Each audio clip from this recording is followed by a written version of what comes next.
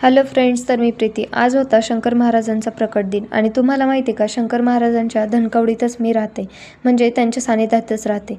तर सकाळी सकाळी आम्हाला जायचं होतं शंकर महाराजांच्या मठात, पण काय करणार, इतका जोरदार पाऊस आला.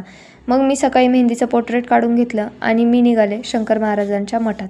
मठात जाताना बघितलं तर तिथे इतकी गर्दी होती, कारण रथ आणलेला होता आणि अशी काही मूर्ती त्यांनी बाहेर ठेवलेली होती. ती बघून मी घरी आले. मग पुन्हा रात्री आम्ही निघालो महाराजांच्या दर्शनासाठी.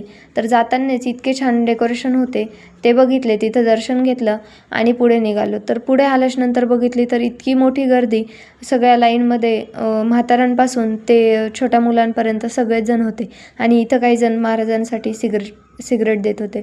महाराजांचा मठही खूप छान सजवलेला होता, लाईटिंग्स होत्या, इतकं छान भक्तिमय वातावरण झालेलं होतं. आणि मग आम्ही मुखदर्शनच घेतलं, कारण रात्रीचे वाजले होते 12. ते दर्शन घेऊन इथं काही भजन मंडळी होती, त्यांचं भजनही खूप छान होतं, ते ऐकून मन प्रसन्न झालं. त्याच्यानंतर बाहेर आलो, बाहेरही तेवढीच गर्दी होती. जाताना पुन्हा आम्हाला हे डेकोरेशन्स बघायला भेटले आणि मी ब्रिजवरून एवढीच वाट बघत होते की हे फटाके कधी फोडतील, कारण मला काही शेवटपर्यंत फटाके फोडलेच नाही. आणि वरून ब्रिजवरून इतकं छान डेकोरेशन दिसत होतं, त्यांनी लाईटिंग्स वगैरे इतक्या छान लावलेल्या होत्या. मग ते बघून आम्ही घरी निघालो आणि चला भेटूया पुढच्या ब्लॉगमध्ये. बाय.